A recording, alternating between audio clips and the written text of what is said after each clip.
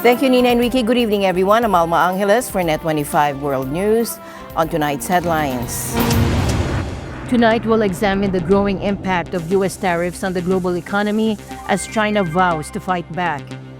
If the US disregards the interests of both countries and the international community and insists on waging a tariff war and trade war, China will definitely retaliate. We'll also look at the sharp drop in global stocks. Plus, we'll have the latest on Ukraine's claim of captured Chinese fighters, a development that could further complicate the war. And the news starts now.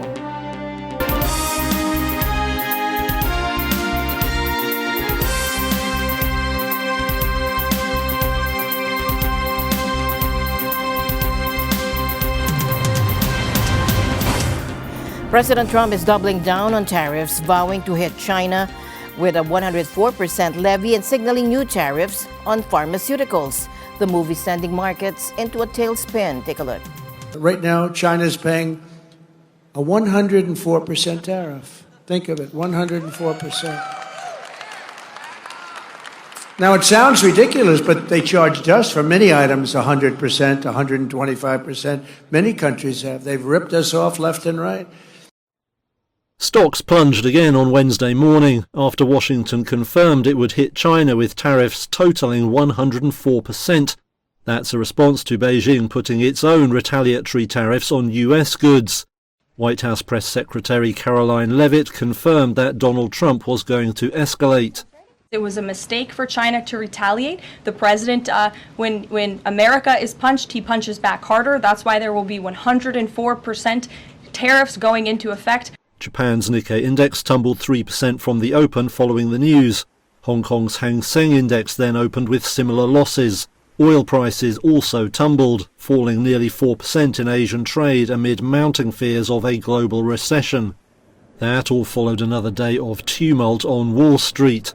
US stocks initially soared Tuesday on hopes that trade deals were in the offing. Then they plunged back into the red following the China news. The benchmark S&P 500 index fell over 1.5%. It has now seen over $5.8 trillion in losses, marking the worst four-day decline since the index was created in the 1950s. Now the US says talks are scheduled with Japan and South Korea, but officials say they will not prioritize negotiations with China. Beijing in turn has vowed to fight to the end, saying it will not give in to what it calls US blackmail. Speaking late on Tuesday, Trump himself turned up the temperature again, dashing hopes that drug makers would keep their current exemption. We're going to tariff our pharmaceuticals, and once we do that, they're going to come rushing back into our country because we're the big market. The advantage we have over everybody is that we're the big market. So we're going to be announcing very shortly a major tariff on pharmaceuticals. Now markets wait to see what US trading partners do next, as his reciprocal tariffs on countries around the world kick in. The EU is widely expected to announce retaliatory levies on American goods ranging from soybeans to sausages. Meanwhile, China hit back at U.S. President Donald Trump, singling out the world's second-largest economy for tariffs of more than 100% by raising additional duties on American products to 84% today, deepening the trade war between the two superpowers. Beijing also imposed restrictions on 18 U.S. companies, mostly in defense-related industries, adding to the 60 or so American firms punished over Trump's tariffs. This move comes after Trump made good on his threat to impose an additional 50% tariff on China unless it withdrew its retaliatory levies on the U.S., taking total new U.S. duties on Chinese goods this year to be 104%. Beijing announced in response it would also raise its levies on U.S. goods by 50%, adding to the 34% increase previously announced and due to be implemented on Thursday. The US side is still imposing extreme pressure on China by imposing tariffs indiscriminately. China firmly opposes and will never accept such arrogant and bullying behavior. If the US really wants to solve the problem through dialogue and negotiations, it should show an attitude of equality, respect and reciprocity. If the US disregards the interests of both countries and the international community and insists on waging a tariff war and trade war, China will definitely retaliate. Today, President Trump claimed the new tariffs are generating about $2 billion in revenue each day. But with rising concerns over the impact on the global economy and America's bottom line, the White House has sent a message to world leaders. Give us a call and let's make a deal. In addition, we have a lot of countries coming to see us that want to make a deal. With the tariffs in force, Trump is now talking about negotiating tailor-made deals with each affected country. Taking in almost $2 billion a day in tariffs. $2 billion a day. And we're doing very well. And we're doing very well in making, I call them tailored deals, not off the rack. These are tailored, highly tailored deals. More than 70 nations reportedly have already called ahead of the midnight deadline. In total, since the Liberation Day announcement, nearly 70 countries have already reached out to the president to begin a negotiation. Countries are falling over themselves to reform their unfair trade practices and free open their markets to our country. On where the tariffs might lie. And the fact is that Donald Trump is willing to negotiate with a lot of these different countries, right? And you saw it yesterday on a fake news post where they were going to, suspend tariffs, and the market absolutely flew. But the biggest problem with a lot of the sell-off that we've seen over the last 2 weeks is that there's been no clarity. When asked what under conditions President Trump will talk to President Xi, it was a mistake for China to retaliate. The president, when America is punched, he punches back harder. That's why there will be 104% tariffs going into effect on China tonight at midnight. But the president believes that Xi and China want to make a deal. They just don't know how to get that started. And the president also wanted me to tell all of you that if China reaches out to make a deal, he'll be incredibly gracious, but he's going to do what's best for the American people. Going after our friends, the Canadians, the European Union, that concerns me a little bit. I think we'll obviously get concessions from our friends. It is, what will we do with China? And I think that, to me, is going to be the whatever analogy you want to use, but that is the card of how that kind of unravels. And you've seen it over the last couple of days, right? They came back and they're going to not budge. And that's what concerns me. Meanwhile, Beijing isn't staying silent. A top Chinese spokesman warned China will fight to the end. Experts say such tough talk is aimed at keeping the global trading system intact and getting Trump to reconsider his tariff strategy, not just with China, but globally. They warn that if this trade war continues or escalates, consumers will face higher prices, slower growth, and fewer choices at stores. And so tariffs are a very blunt instrument to use to get the outcome that you want. And I think the thing that the consumers are going to recognize very quickly is that prices will increase first, and those jobs may come along much, much later. The Philippines' economic growth is at risk of missing its target. A warning sign for the Philippine economy, Japan-based Nomura Global Markets Research predicts U.S. tariffs will have a significant non-linear impact, potentially slowing growth below the government's 6 to 8% target for this year. Nomura now forecasts a 5.9% growth for the Philippines, down from their earlier 6% projection. They also revised the 2024 growth upward slightly to 5.7%, still short of the government's goal. Now, this isn't just a Philippine problem.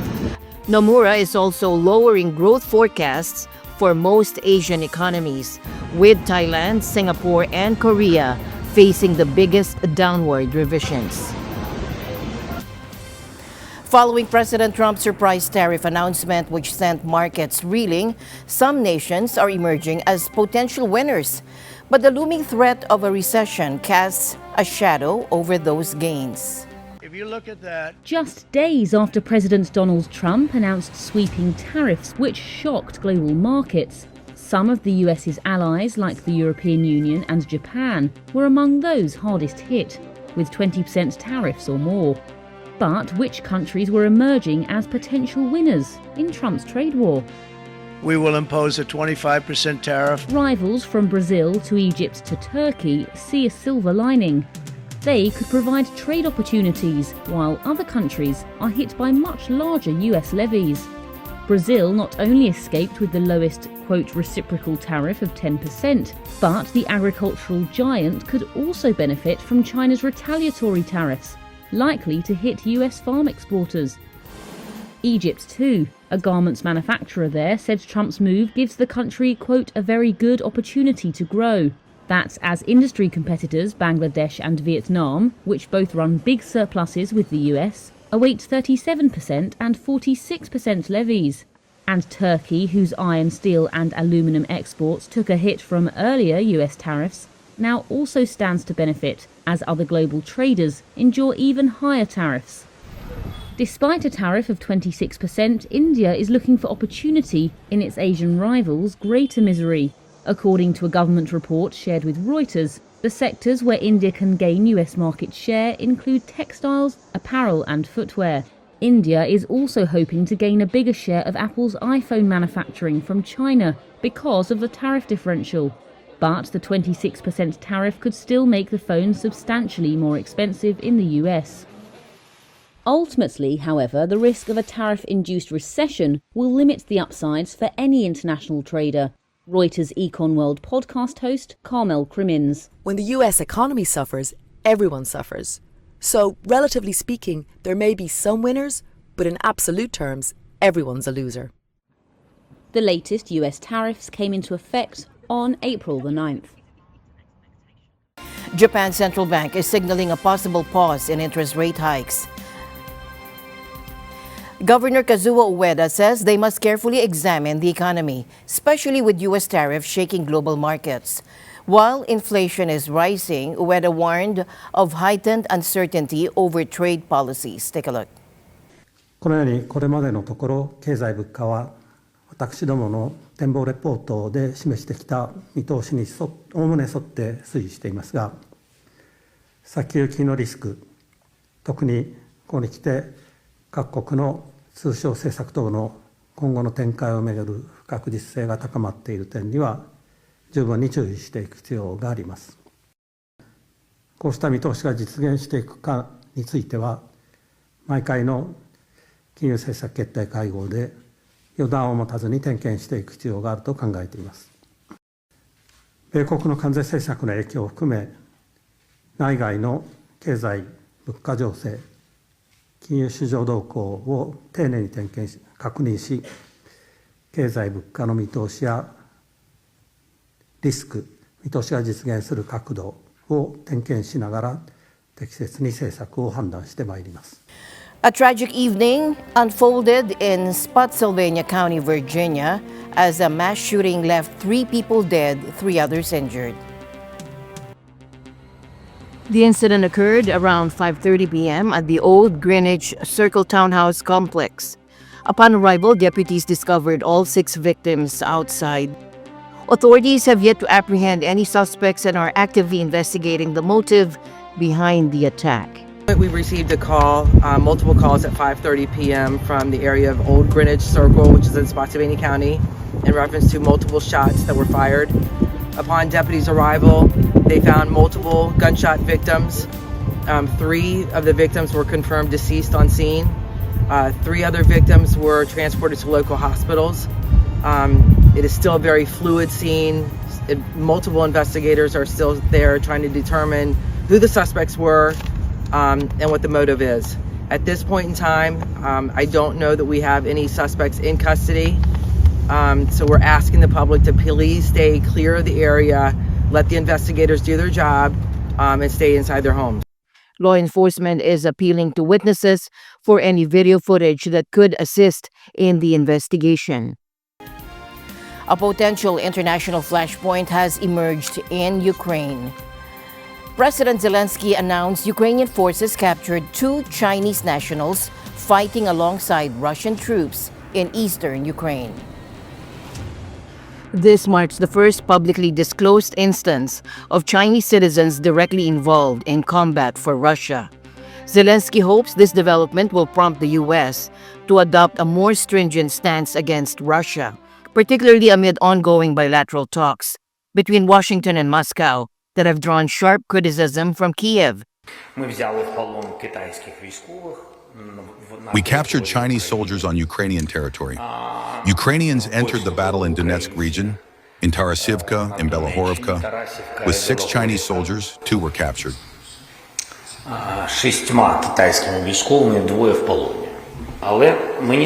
But I think we have something to talk about with the Americans, that they will change their position, especially after today's news.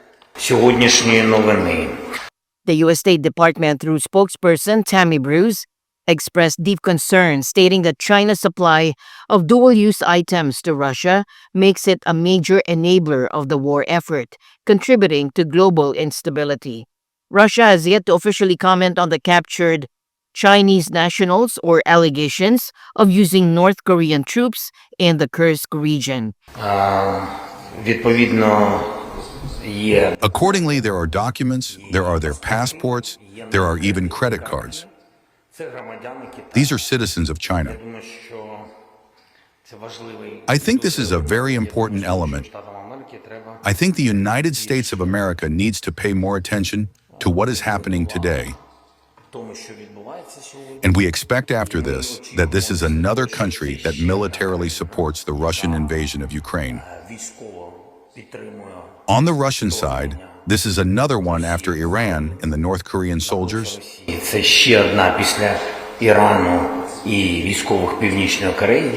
The Chinese side is verifying the relevant situation with the Ukrainian side. It needs to be emphasized that the Chinese government had always requested its citizens to stay away from areas of armed conflict and avoid being involved in armed conflict in any form, especially participating in the military operations of any army.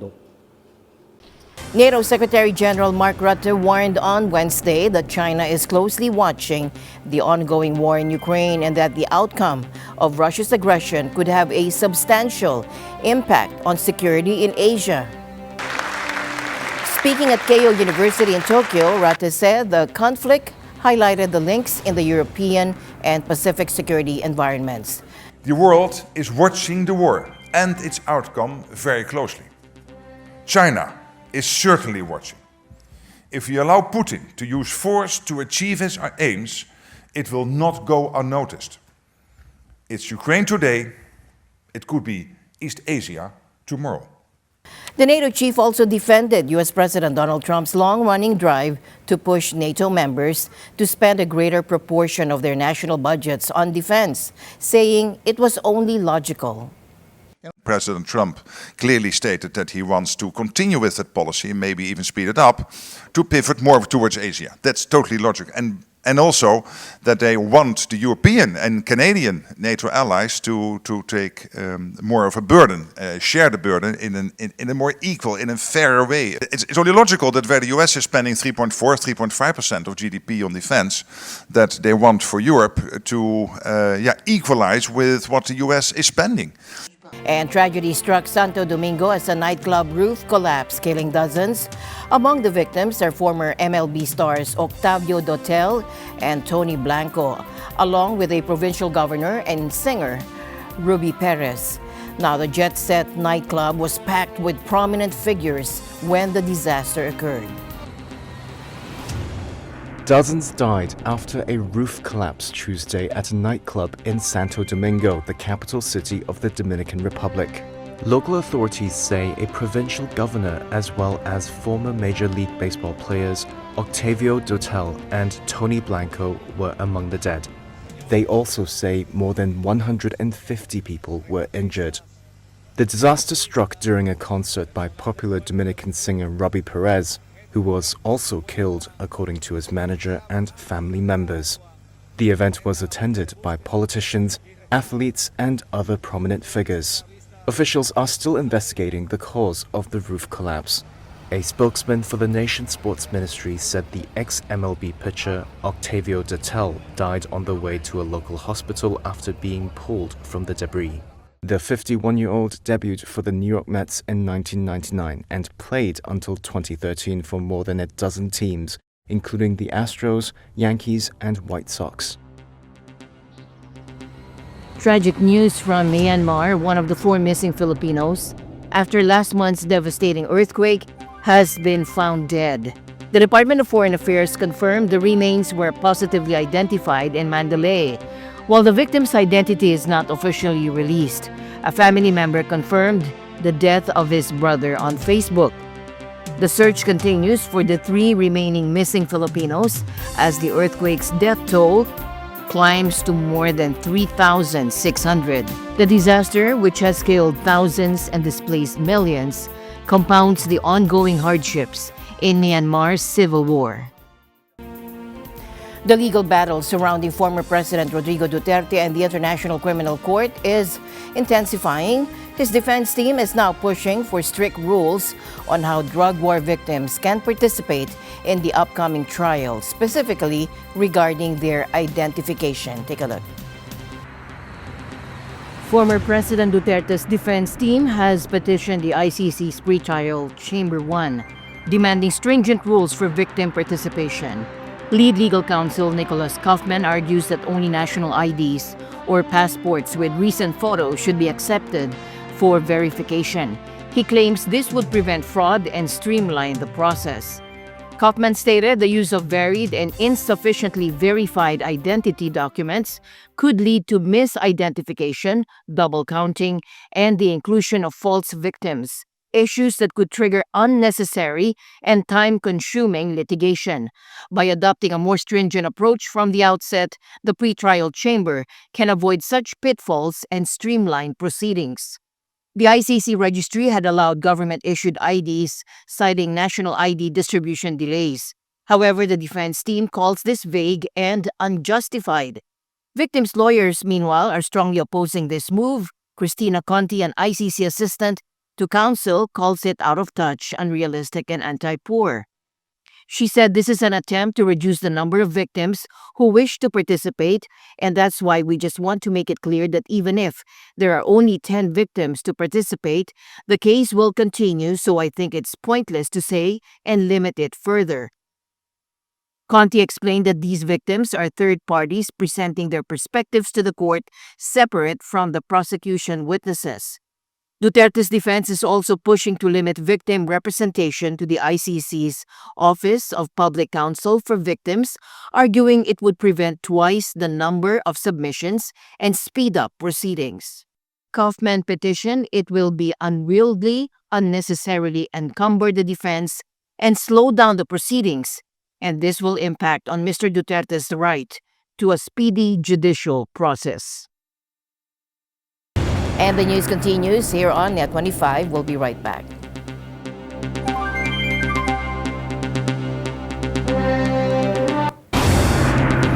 United Nations Secretary General Antonio Guterres has rejected a new Israeli proposal to control aid deliveries in Gaza. The UN chief says the plan risks further controlling and callously limiting aid down to the last calorie and grain of flour. Tamasai Likeness for more. It's been more than a month since any aid has been delivered to the Palestinian enclave of more than 2 million people. No food, no medicine, no fuel, no commercial supplies have been brought into this war zone. Since the collapse of a 2-month truce last month, Israel has cut off all help until Hamas releases the remaining hostages.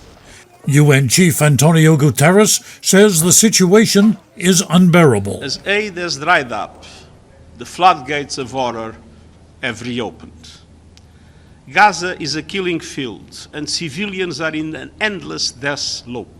Israel says it will allow aid shipments to resume, but it says those shipments must be under Israeli control to prevent Hamas from seizing humanitarian supplies.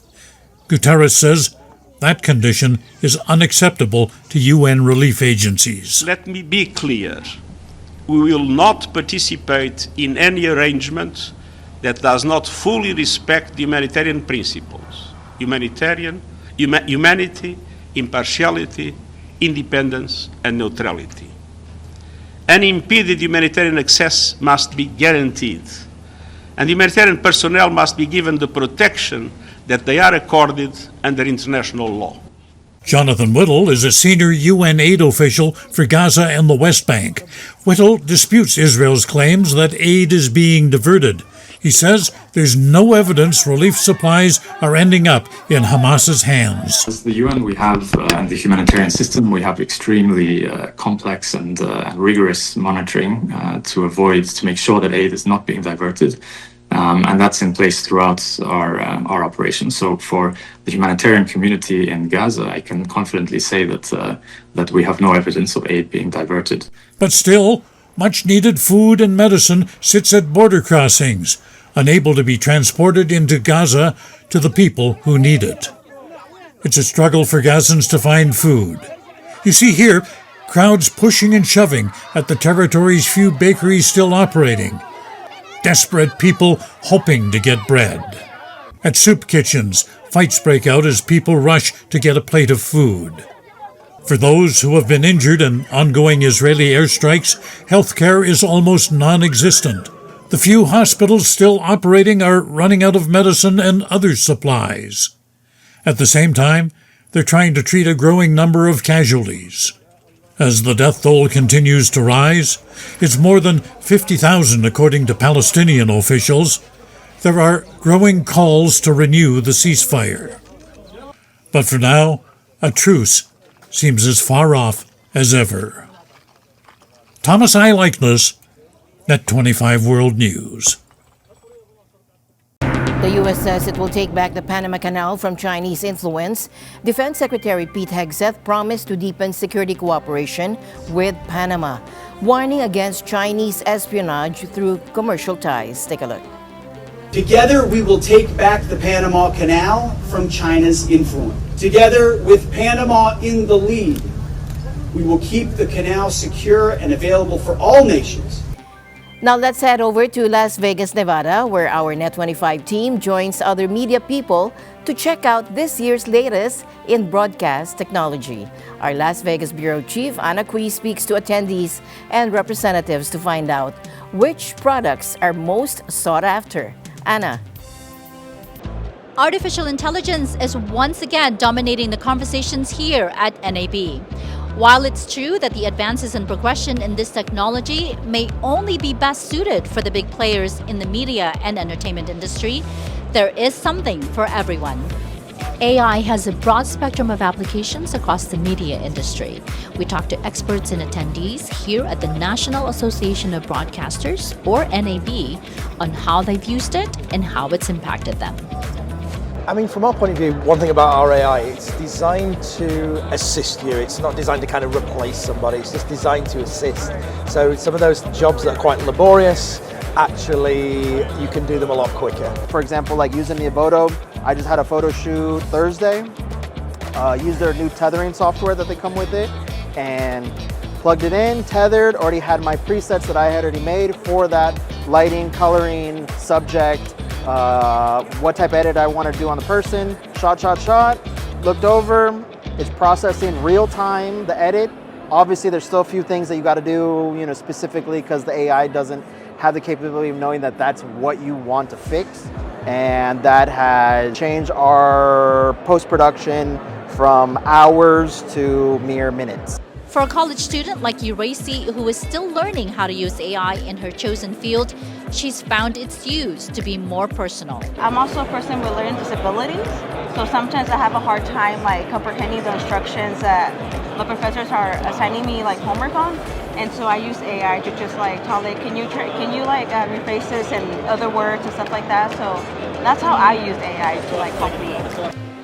And finally, for a business owner like Jessica, AI has helped with her creative process. I can say for me, I've kind of played around with it, and I feel like it really just helps with the creative process, especially on the Gen AI side. So you're able to do a lot more of just imagining, having to go and, find, stock art and different things to, kind of put it together, really nice storyboard. Since the last time attendees gathered at NAB, it seems the surge of AI innovation as well as its use has taken a boost. But just like with everything else, there's always room for improvement. Well, I think that would really realistically be it. Just learn my style and You know, if it was able to learn that, it would make my life a little bit easier. I would love to see like automated branding guides, and I know that that is a thing, but to me it hasn't been perfected yet. I've been trying a lot of different applications in that space, but to be able to really build, you know, personal branding or a company's branding through AI, I think would be phenomenal. Technology, including AI, can only be as good as those who imagine what's next and make it possible. That's just one of the reasons why these industry attendees keep coming back to NAB. I love to chase the digital innovation stories and see what's coming up and what's new, and so the NAB does that for me. Just seeing the new stuff that comes out, you know, that's really the biggest thing with these events, is coming out to you know, continue with your past relationships with the dealers and with the vendors, you know, knowing, hey, if I ever have a problem, I can reach out to a specific person, or hey, I can recommend something, maybe by next year they'll come out with it. AI will undoubtedly remain a major talking point in the media and entertainment industry.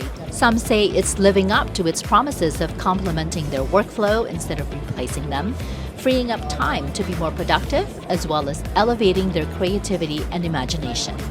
Anna Kui from the Las Vegas Convention Center for NET25 World News.